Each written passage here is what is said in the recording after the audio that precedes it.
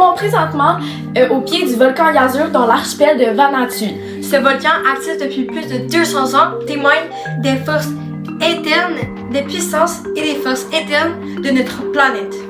Mais ce que vous ne voyez pas, c'est que l'activité volcanique est fortement liée au tremblement de terre et à la formation des montagnes. Voici pourquoi! Édition spéciale! Moi, c'est Eva Moreau. Et moi, c'est Maria-Teresa Reyes. Aujourd'hui, nous plongeons au cœur de phénomènes aussi puissants qu'impressionnants de terre et le relief qu'ils façonnent. À quoi sont-ils dus? Comment sont-ils liés? Réponse maintenant dans notre grand reportage. La surface de la Terre est divisée en une douzaine de plaques tectoniques. Elles flottent sur le manteau terrestre, bougent lentement mais constamment. Lorsque deux plaques se rencontrent, la conséquence peut être explosive. Au sens propre du terme, bien sûr. Prenons la ceinture de feu du Pacifique. Elle abrite non seulement des centaines de volcans actifs, mais c'est une zone très forte en activité sismique. Pourquoi? Parce que les plaques y rentrent en collision ou glissement, un phénomène appelé subduction. Cette pression accumulée provoque à la fois des éruptions volcaniques et des tremblements de terre. La subduction est un phénomène géologique qui se produit lorsque deux plaques tectoniques s'enfoncent l'une sous l'autre ou l'une dans l'autre. L'une des plaques, souvent océanique, car celle-ci est plus dense, glisse sous l'autre et s'enfonce dans le manteau terrestre.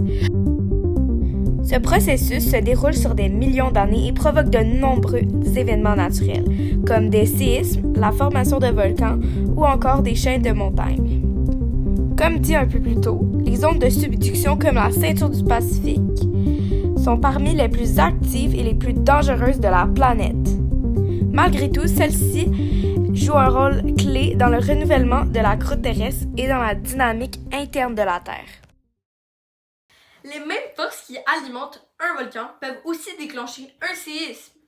Lorsqu'une plaque finit par céder, elle libère alors une énergie colossale. C'est le tremblement de terre!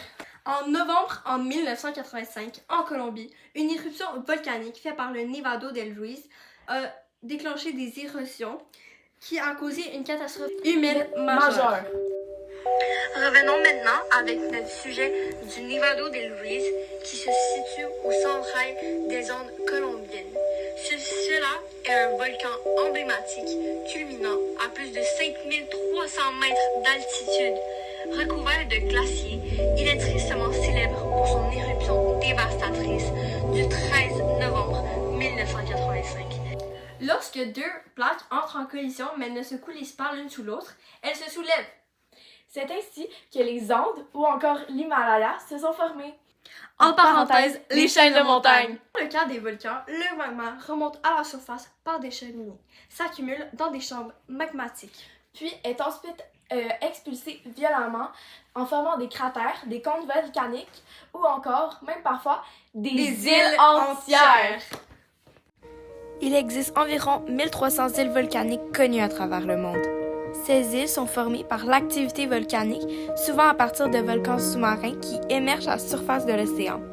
Elles sont principalement situées dans les zones fortes en activité géologique, comme la ceinture de feu du Pacifique. Certaines de ces îles sont encore en formation, d'autres disparaissent avec le temps sous l'effet de l'érosion ou d'éruptions violentes. L'Indonésie, par exemple, compte des milliers d'îles, dont une grande partie d'origine volcanique. Le nombre exact d'îles volcaniques peut varier, mais elles jouent un rôle important dans la dynamique de la planète. Voici une description un peu plus détaillée de qu'est-ce qu'un volcan. En fait, c'est une ouverture à la surface de la Terre par laquelle des matériaux comme de la lave et des cendres ou encore des gaz y sont projetés. Le volcan se compose de plusieurs parties principales. Prenons d'abord la chambre magmatique. Située sous la surface, il contient le magma et un mélange de roches en fusion. La cheminée est un conduit qui permet au magma de remonter vers la surface. Le cratère est l'ouverture située au sommet du volcan par laquelle le magma, devenu lave, s'échappe lors d'une éruption. Enfin, le cône volcanique est formé par l'accumulation des coulées de lave et des projections, cendres, roches, etc. Ne surtout pas oublier que les éruptions volcaniques peuvent déclencher des glissements de terrain majeurs et mortels.